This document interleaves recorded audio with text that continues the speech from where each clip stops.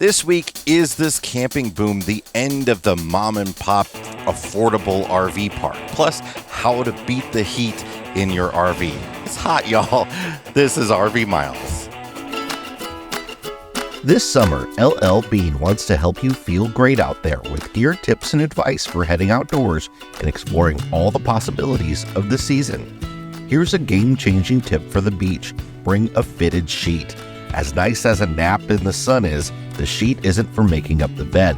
It's a smart way to keep sand off your beach towels. Since the corners of a fitted sheet naturally lift, all you need to do is add weighted objects to each corner, and you'll have a nifty pocket of space you can hang out in, sand-free. For more fun ideas, easy how-tos, and inspiring stories, visit llbean.com/guide.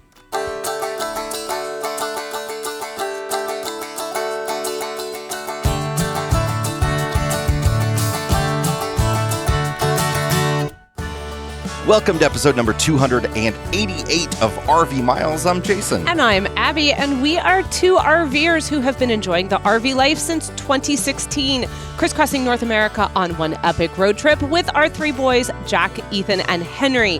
Here at RV Miles, we talk all things RV and outdoors, from industry news to travel destinations, our national parks, so much more, and you can find all of it at rvmiles.com. Everybody, this is the final day of our full-time RV life. It has been 7 years, just about. We're going to end pretty much right at, it was September 1st or August 31st that we launched. We moved out on my birthday, August 30th. So 6 days shy of exactly 7 years. So it's been a wild 7 years, and we thank you all for all your support during this time. Again, we're going to have plenty of additional RV content, more RV content going forward. You sound like we're going to the grave. We're not going to the grave. We're actually just doing something different. No, we're very excited about, and we're going to kind of talk about this in our Detour podcast for Mile Marker Plus members, but we're just kind of excited about the new types of content we can create for RVers, actually. I'm excited about partnering with local dealerships and maybe being able to do some like rig tours and maintenance videos and things like that. It's going to be a whole different lifestyle for us, a lot of fun, but we are looking forward to already several trips next year, and we're of course looking forward to the homecoming event that is happening this October, and we still have just a couple spots available if you're interested in joining us in Amana, Iowa, October 4th through the 8th. Yeah, I think only 4 campsites are left, so it is going to be an amazing time. We are deep in the thick of planning it, but I can already tell you that there will be a team trivia night and that Jason will be hosting it. There will be a Renaissance fair, and Jason will be dressed as a wizard. That is happening. I've been scrolling Amazon looking for Don't waste our wizard money on a wizard costume because I'm not going to wear it. That is the best money we could ever also, spend. it's hot. It is hot. It might be hot then, which is, a month and a week from now. But well, there will be corn sweat, so just prepare for it. But speaking of hot, we should mention, I didn't realize you were going to drop the last day as full-time RVers in there, and I'm glad I'm wearing sunglasses today because I am already kind of crying a little bit. It'll be the second time I've already cried today. Nobody will know if it's tears or sweat. It's not that hot yet. It's morning when we're recording here. We're recording fairly early compared to what we normally do in order to sort of beat the heat. Yeah. Today is going to be a little bit cooler than it has been here in the Minneapolis area. I think 88 is the high, 94 is the feels like, but it was 100 yesterday and 98 the day before. Yeah, so it's our favorite word today. Our favorite word is moist. It's very moist. Yes, and it's very humid on top of that. But we should say, so you did just say we are in Minneapolis, so we have made it back to the lower 48. We spent last week, there was no RV Miles podcast last weekend. You probably noticed it was absent from your feed or on YouTube. And that was because travel caught us. It hit us hard. We were exhausted. We had nothing that we could say or entertain you with last weekend. Well, I think we we were also- so tired. The kids, surprisingly, were actually really great about these travel days. Oh, I mean, we had some amazing. incidents, but for the most part, they were like, I'm good with going a little bit further today if you guys want to. Like, they were the ones kind of encouraging us to go further. So we did a heck of a lot of travel days over the course of the last 2 weeks. And they were longer travel days than we would normally do. We were Yeah. doing 400 miles or more on some of these days, and that's not common at all for us. No, and especially when you're going through, it's summertime, there's construction everywhere that's going to slow you down. But also, you may have noticed last week that we also did ourselves a huge disservice, because why not?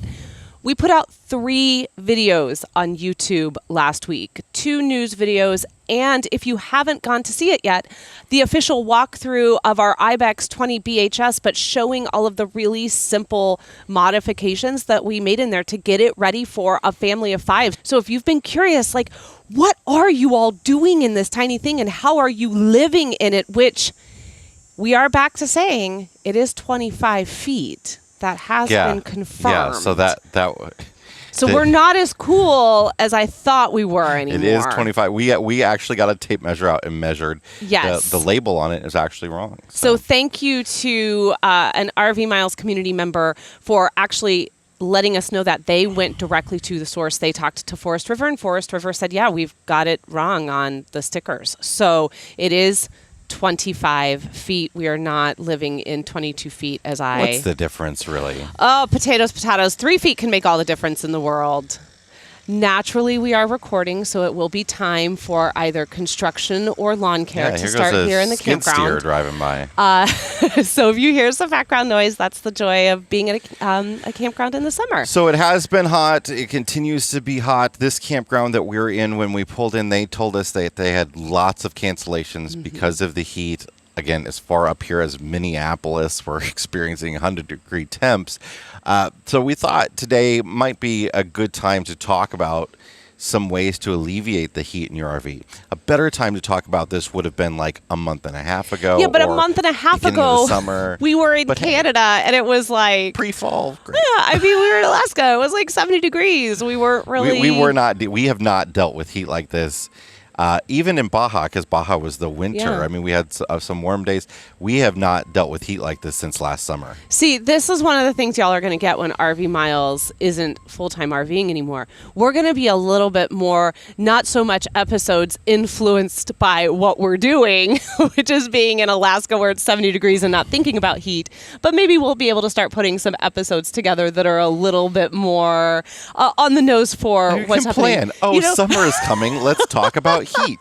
Oh, summer's coming. Let's go to Alaska. So we are looking forward to maybe curating some things for y'all that we know that not everyone's going to Alaska where it's 70 degrees. But that does not mean right now that the heat is going away. I think we have noticed over the last couple of years, especially, that if you are camping further past that Labor Day, which, Labor Day used to be like kind of the official end of the camping season, that is certainly not the case anymore. People are really starting to enjoy camping further into the year, experiencing those shoulder seasons, getting into winter camping. But if you are doing that, you're noticing probably that summer doesn't just stop because we all go back to school or the Labor Day holiday has happened. Summer does not really officially get out of here until, around September 21st. So it's hot. It's staying hot. So if you are going to continue to camp and you're going to find yourselves like we did this week in 100-degree temps here in the Minneapolis area, we thought we would share just 3 top tips and then direct you over to an article that we have that will have 7, 8 more of those for you to help keep you hopefully relatively cool when you're, stepping outside and it feels like it's a sauna mixed with like an oven. It's pretty awful. The first one is related to using your air conditioner effectively. RV air conditioners can be under a lot of stress, and they cannot usually, unless you have multiple or if you have a very small rig, get your RV down to the same temperatures that you might like to have in your home on these very, very hot days. It's often suggested that you only ask them to do about 20 degrees of difference max. So if it's 100 degrees outside, you might want to set it at 80 degrees. And that sounds awful, but trust me, if it's 100 degrees outside, that 80 degrees is going to feel wonderful. And the reason for that is the condenser and the fins can all freeze up into a solid block. And when that happens, well, then you got to wait for it to thaw, and that's no fun. That is absolutely no fun. We actually had to do that the other day. Yes, we did. We've had to do that once. It wasn't here in Minneapolis over the summer recently. We experienced, I think, coming into Washington and into Canada, we had some pretty hot days, and for whatever reason, that air conditioner, first time ever in 7 years, froze up and seized on us. So that was no fun. The other tip we want to recommend too is that, like Jason said, you want to do some maintenance on the air conditioner, and that means just, taking off that cover and checking that mesh filter. That's in there. It's just you rinse it off, wipe it off. It's a plastic filter usually. Sometimes some of you might have a better filter on yours, but those need to be cleaned very regularly. Every few weeks. Like a lot of dust gets in those. Whatever the filter is, pull it out, give it a good rinse, put it back in there. Do that for both of your units. Don't just do it for what you might consider your main unit. Go and do it for both if you have 2 air conditioners. And also don't forget to check the outside as well. Yeah, you want to actually remove the shroud off of your air conditioner on the roof. It's real easy to do, I promise. There's usually 4 screws on top, and you just pull that shroud off, and then you need to clean off those fins because they just get caked with stuff. And if they are, your air conditioner is not operating efficiently at all. And you're probably saying, but Jason, I did all of this when I did my pre-camping season maintenance, like when I de-winterized the rig. Well, you've been using the air conditioner probably a decent amount since you did that, so it's always just a good idea. This is just general maintenance throughout the season as you're using the rig. Especially if there's been lots of pollen or cottonwood, stuff like that might gum up inside there. That cottonwood is just the bane of my existence. There's nothing that sets my allergies off like a good cottonwood tree. All right, the final suggestion. It's gonna be 100 degrees. It's gonna feel like 110. The humidity is off the charts. It is just miserable. Consider just getting out for the afternoon, actually leaving the campground, leaving the rig. That's going to not only you can get that AC set up to maybe a little bit higher temp. You're going to give your air conditioners a bit of a break, but you yourself are going to get a bit of a break as well. Go find a coffee shop or a museum, some sort of indoor activity that you enjoy. We took the kids to a water park, and we enjoyed what has really been kind of like something we've not done a lot of this summer. We've done 2 water parks in the last 2 weeks because we finally have been somewhere where that was an option, but it was hot enough that you wanted to go. So we found an indoor water park yesterday. It was a great way to get out of the rig in the afternoon, just kind of take a break from it all, have a good time, come back. It was evening, the sun had set. It was much cooler, much more enjoyable for us and for the kids. And you don't need to spend money. You can go walk a mall. You can go sit at a library. Lots of different ways that you can get out of the heat for free. I hear that Minneapolis has a very big mall. You could possibly go walk around so that does one. Edmonton. And so does Edmonton and Alberta. That's for another day. But that is for another day.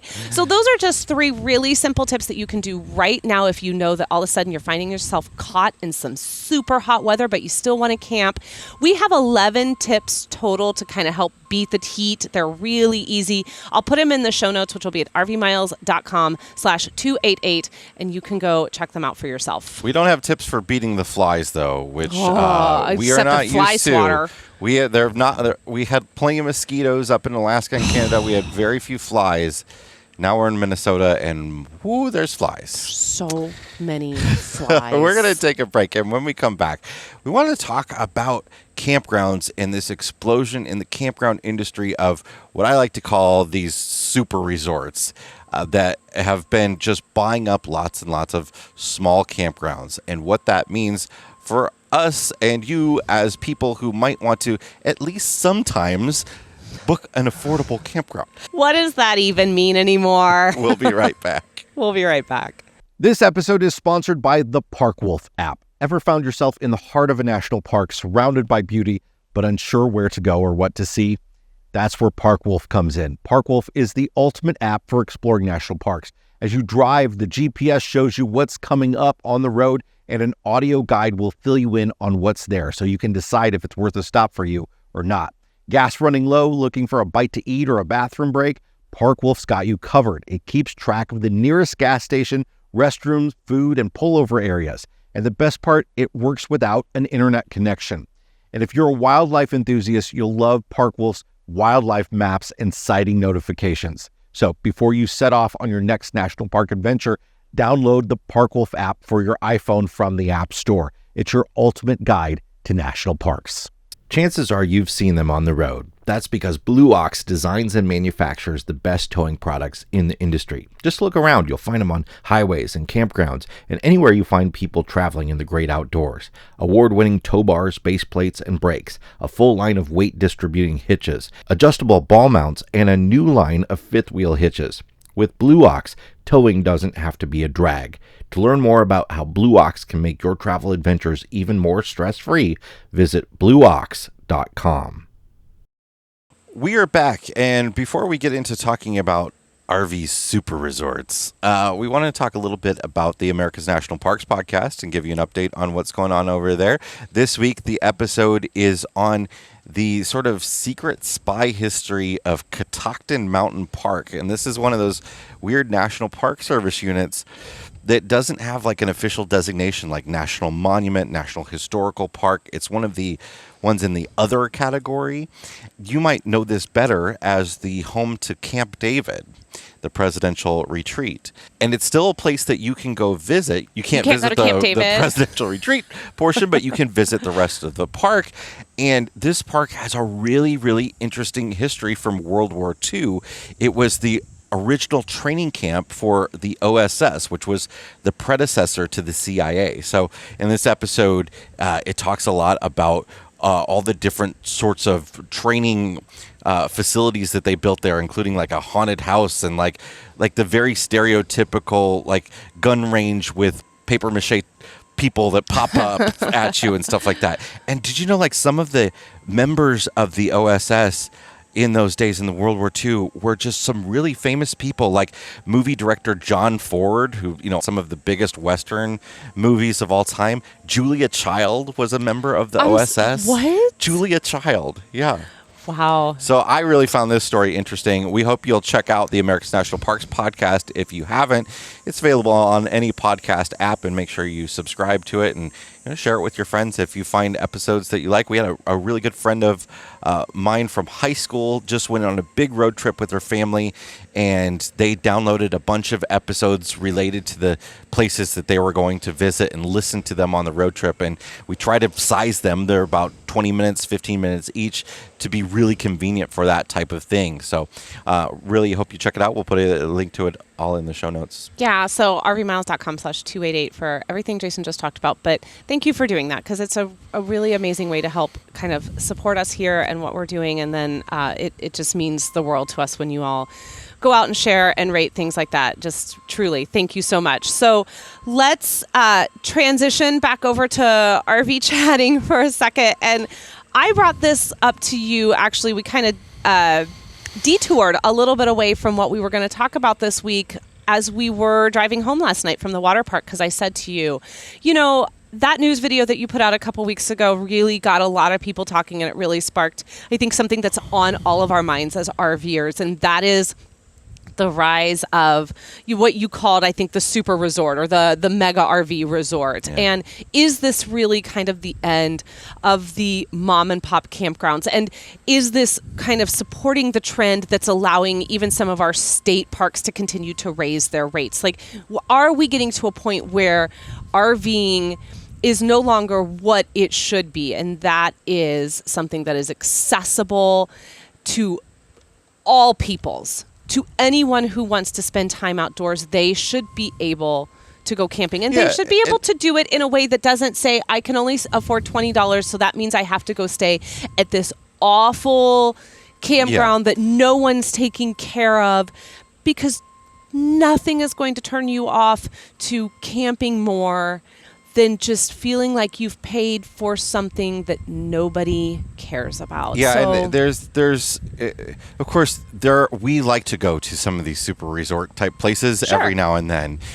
It's not something we can afford to do for every night of camping that we do, but we like that they exist. The concern is whether they're taking over campgrounds that otherwise were more affordable. So there is this trend going on, and I talked about this in depth in this video, where these corporations that either specialize in RV resorts or often sort of like planned communities, companies that build like golf course communities or these large condo developments and sort of neighborhood developments like that, have really gotten into this RV park building phenomenon. And part of the reason they have done this is because they almost see it as rent-free land. You know, they can buy up this land, they can build on it. They're spending a lot of money to build on these grounds. You know, they might be spending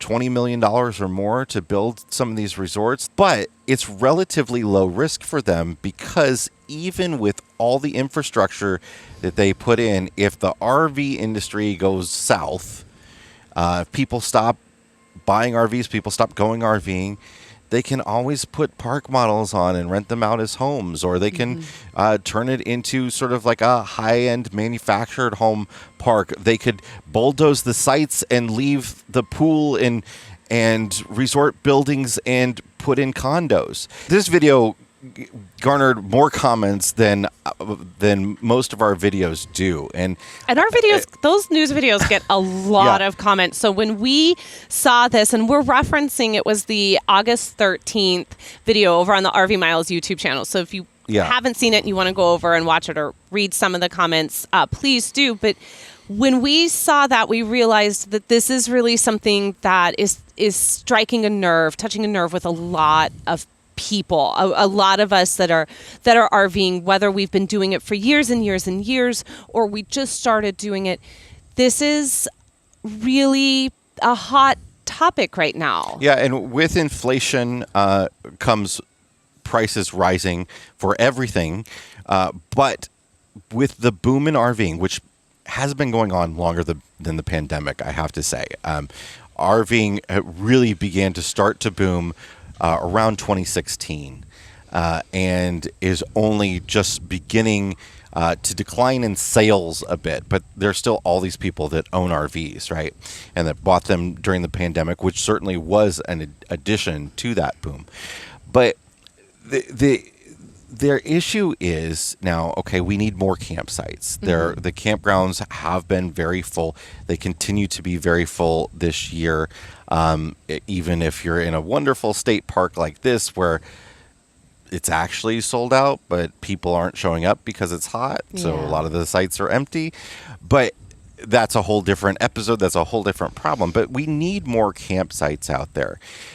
And a lot of the comments on this video were about, well, the market will take care of itself. If people want to book campgrounds that are affordable, they'll book campgrounds that are affordable. If people want to book expensive ones, they'll book expensive ones, and the industry will build what is the most effective for them to build. And we're talking like prices pushing past $200 now at this point in a lot of areas. But the problem is, this is not a free market situation, because there is a limited amount of space to build campgrounds on, and municipalities have not been allowing them to be built. There have been, I troll through all the RV news dozens of times a week, and there are so many instances of RV parks wanting to open in a community, and that community not allowing it. Yeah, and I think that is also a whole other subject for another day, and that really gets at the heart of something we've been talking about, which is more RV consumer advocacy. There needs to be more of us advocating on behalf of the RVer. There's a lot of lobbying and advocating on behalf of the RV industry. But we really need now, given what we're seeing in these large mega resorts and the real big disparity now in what it costs to camp, we don't have, I think, a checks and balance system where it's really keeping the RVer in mind. And I think that's really reflected in a lot of these comments. Now, we should say again, if you go back and listen to the San Diego episode from a few months ago, you are going to hear us sing the praises of the Sun Outdoors RV Resort San Diego that we stayed at. We had a fantastic time there because that's what we wanted at that particular junction. Coming out of Baja, what we wanted all of the bells and whistles. And that's exactly what we got, and we loved it. And you've heard us talk about how much we love Verde Ranch RV Resort outside of Sedona in Camp Verde, Arizona. We love it there. We love the people that work there. They're some of the nicest people out there. So I really want to make it very, very clear that we are not attacking and coming at these places. I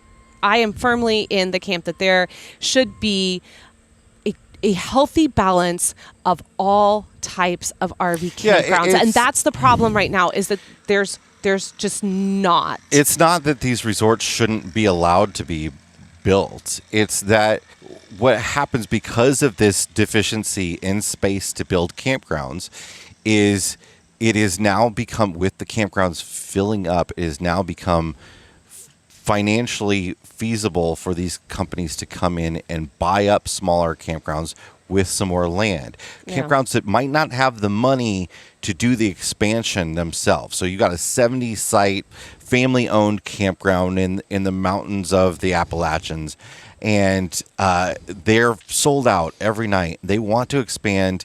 They're not quite making that type of money. Mm-hmm. They need to add more amenities. In order to make more money, they need to add more amenities, they need to add more sites, or they just want to get out of the business altogether, and they see this as a good time to retire. So they sell to these corporations that then turn that into a 250-site resort with all the amenities that cost twice the price to stay at.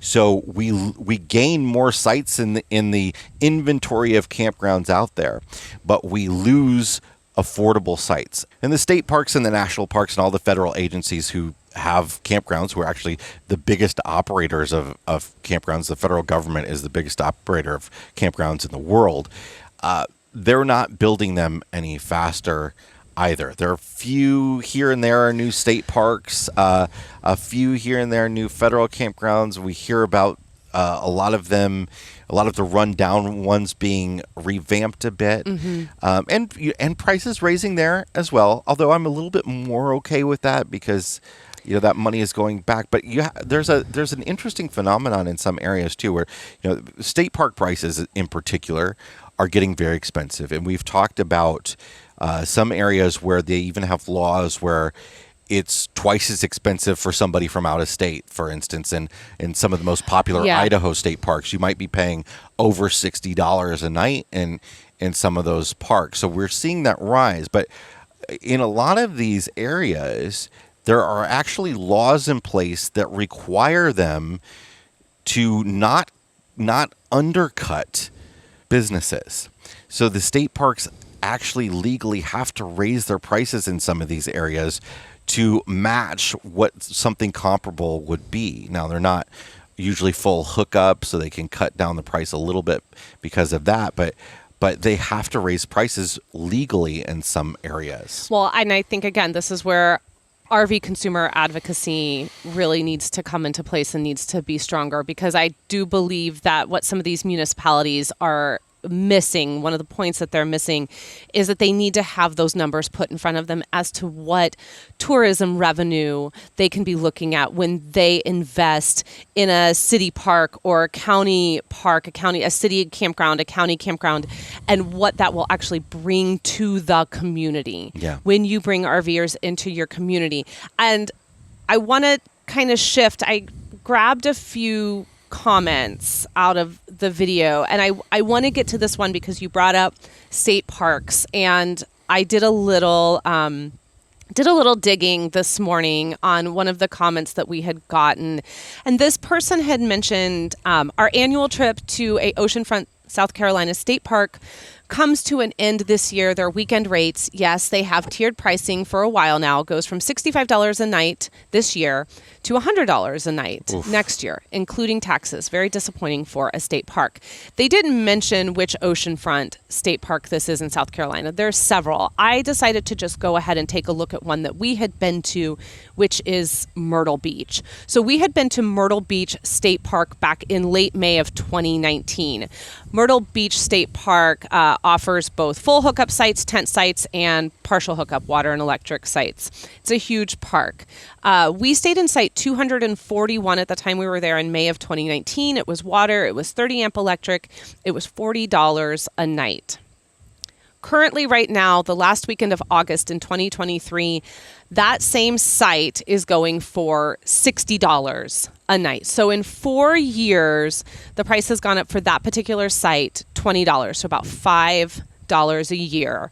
The full hookups in Myrtle Beach right now are currently $75 a night. This is a state park. A few things to consider with this state park, though, is that they do have above and beyond amenities you generally do not find in a state park. That's going to be, they do have Wi-Fi now. They do have laundry, although we've started to see that a little bit more in state parks.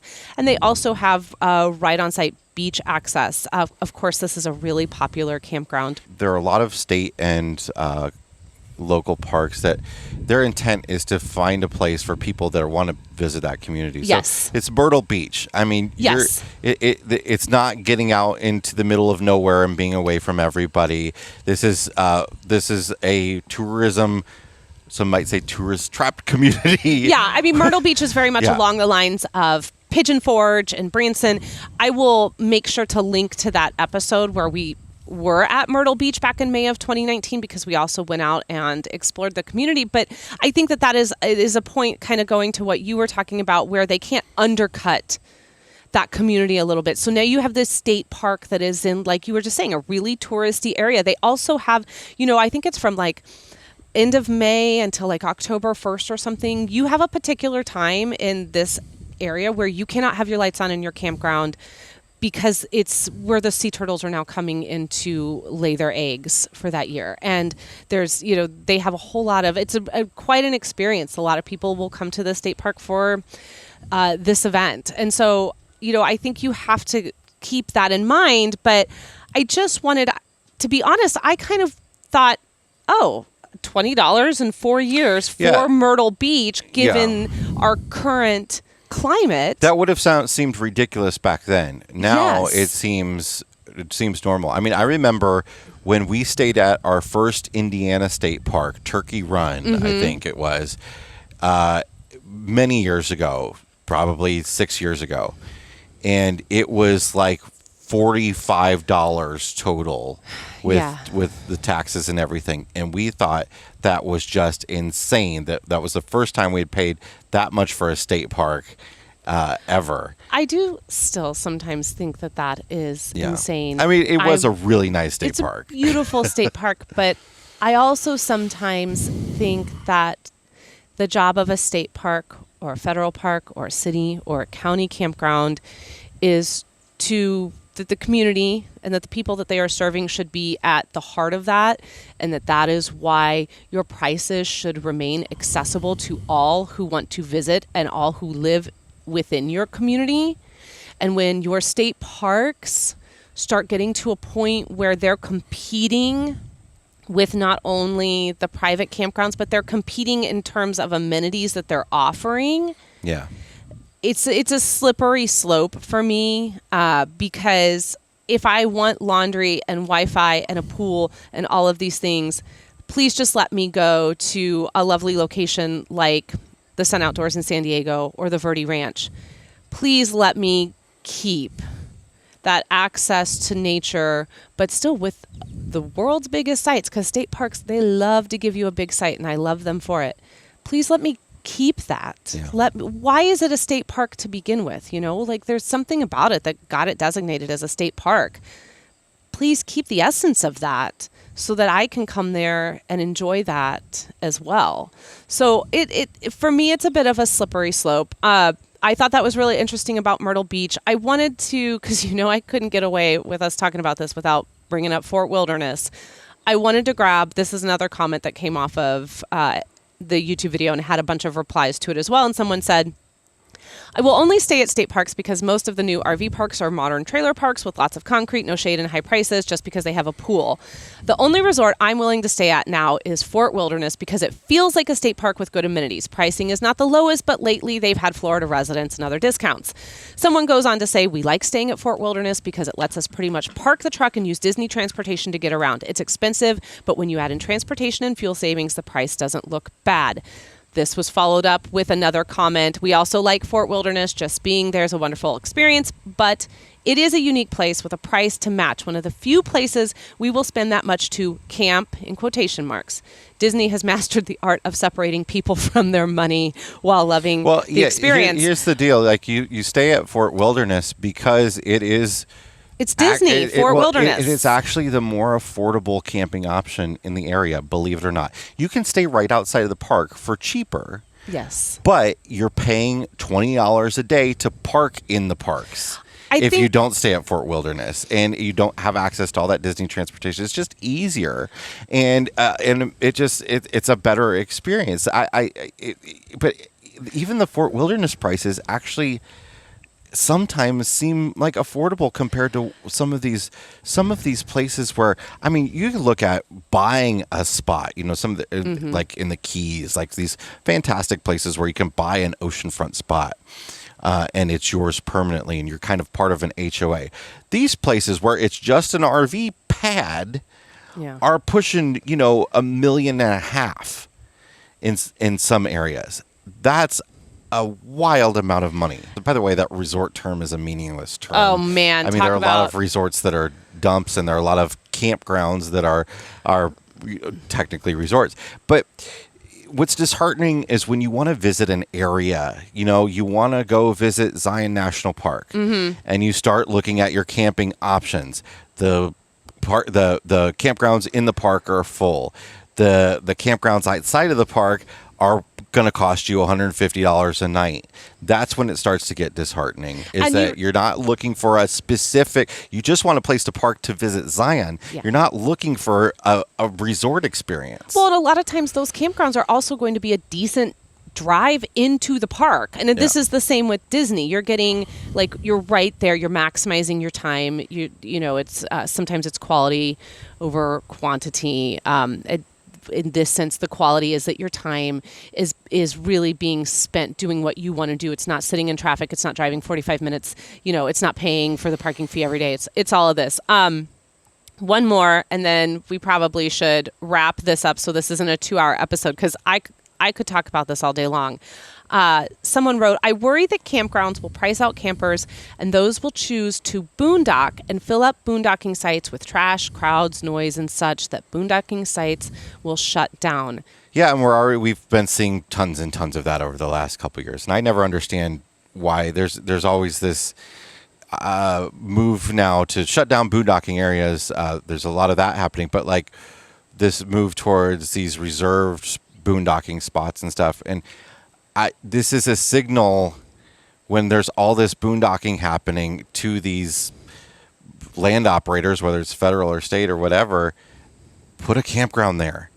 Put a campground there with trash and water, charge for it, and that will help manage the site. It seems like a no-brainer to me. I would also caution too that some of the things that we're seeing with, especially out at the wall near Badlands, that they're going to start designating that off into actual dispersed camping spots, that I wouldn't place all of that always on those who were going to RV resorts, who got priced out and are now trying something different. That isn't always the case. This is, everyone is trying something new, and not everyone, even the most, tent campers. There's state park RVers, and however you RV, not everybody is as self-aware as they should be about how to experience the land and how to boondock. And so yes, we have been seeing an influx of this, and there's so much more in the way of education that we all can be doing. Again, RV consumer advocacy. I would caution to blame all of this, though, on those who can no longer afford to go to, say, a KOA or a Jellystone. Okay, well, or a lot of the comments on this video, the ones that you kind of just want to not pay attention to, are the people who are like, well, if you can afford a $90,000 truck and a $70,000 RV, you can afford to stay at these places. Not everybody is in that category. A lot of people don't have new anything. A lot of people are camping in small pop-ups. A lot of people are tent camping. This is not supposed to be something that is only for people who can really shell out a ton of cash. And a lot of people, even if they can't afford a rig like that, their intention was, when they budgeted for that, was not that they would be spending all of this money, that they might be wanting to camp 6 months out of the year. They weren't intending to spend $4,000 a month paying for the camping itself. Well, and some of us started off in converted school buses because that was the most affordable way for us at the time to enter into a world, a lifestyle that we were really interested in and that we wanted to be a part of. And, that is a whole other thing. We wouldn't have even been welcome into the majority of these resorts to begin with anyway. Those options of state and federal and city and county and public at an affordable rate were what has allowed us to have 7 incredible years of adventures. Yeah, I think when you look at a campground, the people that are the heavy campground users are the fifth wheels and the expensive motor homes. Mm-hmm. But the majority of RVers, the people actually own RVs out there, 90% are travel trailers, and travel trailers or fifth wheels. But the vast majority of people that own an RV already had the truck. It's their personal vehicle at home, and they bought a travel trailer for probably under $35,000. But ultimately, and we'll leave it with this, I think at the end of the day, it is none of my dang business what you spent, how you spent it, how you do it, how you camp, what you camp in. It's none of my business. Do you enjoy camping? Fantastic. We want to make sure it stays affordable and accessible to everyone. And if a giant Class A wants to come and sit in a federal campground, public campground for $10 a night, it's more than welcome to do it. And if a pop-up wants to go to a nice RV resort and enjoy a pool, it should be able to do that as well. So, it's, again, camping is for all, and it needs to remain that way. All right, let's take a break. And when we come back, we're going to check the level of our tanks. The team at Harvest Host has just launched a great new campground discount program called Camper's Card. For just $39 a year, you'll receive benefits such as early check-in, late checkout, and discounts on nightly camping fees, which will quickly offset the membership cost. Get 15% off your first year of membership with the code MILES, that's MILES. But if you're a current Harvest Host or Boondockers Welcome member, you get an even better deal, 25% off your first year of membership. What are you waiting for? Go to camperscard.com to join Campers Card today. All right, welcome back. It is time to check the level of our tanks. Sponsored by Matt's RV Reviews, Liquefied RV Toilet Tank Treatment, the No BS Tank Treatment. You can find it over on our store at amazon.com/shop/RV Miles. All right, Jay, what is in your black tank this week? So my black tank is this story about Ford trucks, F-150s in particular, new ones. There has been this rash of them. There have been thousands of reports of the stereo system just blaring out these loud screeching, almost sounds like crashing sounds. Okay. It is really wild. It sounds like it's like you've just been in a wreck, and it just out of nowhere, your stereo system starts making these wild, piercing, loud sounds. Why? Does anyone know? Well, and this is the issue. So Ford is doing a recall. They're going to do a software patch that should solve the problem for all of these owners. Okay. But they haven't said why this is happening. It's really weird. It almost makes no sense why this would be happening. I don't know a whole lot about audio electronics, but maybe there is some reason that I'm not clear on. But it seems like there's no specific reason. So if that's happening to you, there's a recall on your way. But And we're just thought sorry. That was really wild. All right, what is in your fresh tank this week? My fresh tank. Look, I love you, Alaska. I love you, Canada. Even the Pacific Northwest. Love you all. Your fuel prices are atrocious, and particularly in northern Canada, like up in the Yukon Territory, we were paying the equivalent of like $6.50 American per gallon. I think at one point we may have paid close to $9, and we get this not commentary on why it costs so much. And We obviously, get all it costs that. a lot to get fuel up there. Yeah, right? we get all that. Yeah. This just a fresh tank that when we pulled in here to the Minneapolis area and fuel was like $3.65. That felt really good. Oh man, that was a happy dance. Yeah, for sure. It was quite, because you're paying. When you're paying like per liter too in Canada, and you're like not instantly doing the math yourself, and there's the conversion rate involved and all that sort of stuff. You're not really necessarily thinking about what you're paying. Yep. And then once you do the math, then you just get You stop doing you're the just math. like, You're you stop doing the math. Yeah, Yes. you look and you go, don't ever convert Don't that tell for me. me again. Just don't tell me. Just fill it up. There's no other way we're getting 3,500 miles underneath us unless we fill it up. So you just do what you got to do. All right, what's in your black tank this week? Well, we've already talked about it, but my black tank is really the timing of us returning to the Midwest, as it is just scorching. It is 101 in the Quad Cities today. I was just talking to our good friend Damian Ross over from RV Today and Rootless Living magazine yesterday on the phone, and he's down in the Oklahoma area, and it is cooler there than it is up here. Oh, Not by much. Not it's by about much, the same. But he said, I was just wondering how far north I'd have to go to get to cooler weather. And Alaska. It's a long way. It's a long way. We can tell you, Alaska. So it is a scorcher. This black tank is more commentary on how we are just so good with our timing to make sure that we're as miserable as humanly possible, and that the Midwest is like, welcome back. Here's 100 degrees and 100% humidity. We missed you. Holding up. We're on electric hookups and everything. Yeah. And Oh my that's gosh. Yeah. If there's no way, we spent the majority of the summer just boondocking. But that is one of the Not issues of living in a very small trailer, is where you like to get outside a lot. And when it gets really hot, then there's, we don't really have anywhere to sit inside our RV. It's on our beds. You go to the water park, you go to the library, you go to the coffee shop. That's what you do when you live what's tiny. in your fresh tank this week? So my fresh tank is a television show that we have been watching with our 16-year-old, our soon-to-be 16-year-old, who turned 16 a week from today, and that is The Bear on Hulu. I can't stop thinking about this show. Look, I get it. We're a little behind the times because season 2 is already out, and I'm sure a lot of people have already watched it, but it is not a show that we have been able to watch with our younger ones in the room. And Jack, our oldest, has really been wanting to watch it. It is critically acclaimed. It is phenomenal. If you don't know what it's about, it follows this chef, this award-winning chef, who returns to Chicago when his brother dies, and his brother leaves him this good old Chicago beef restaurant that he's been running, and this place is just a hot mess. And of course, there are a lot of other factors that come into play here surrounding his brother's death.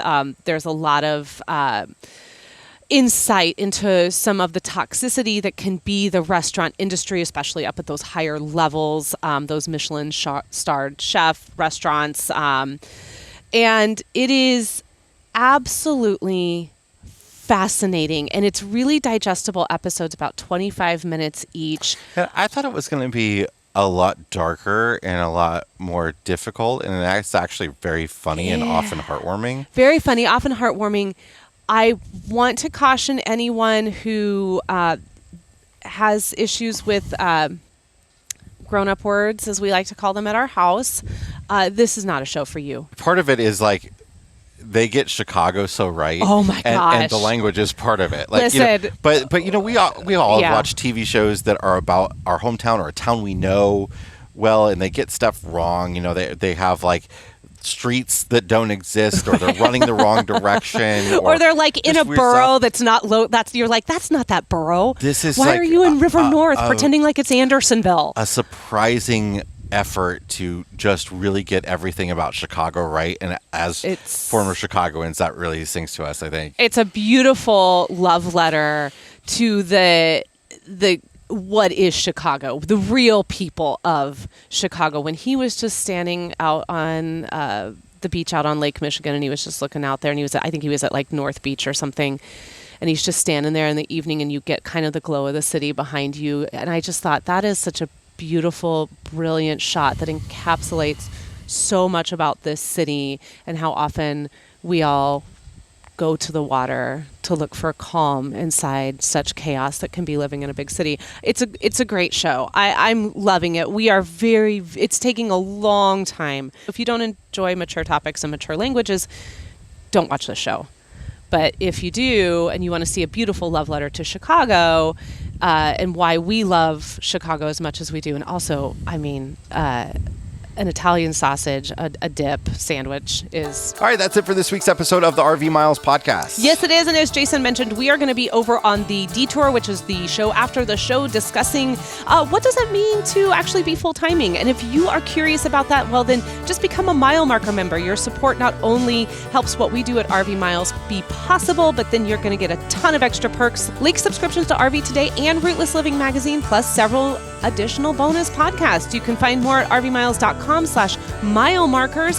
But until then, however you enjoyed this podcast or any of the other content that we create, please do it by staying safe, staying healthy, get out of that heat and don't overheat, and keep logging those RV miles. Bye, everybody. Bye.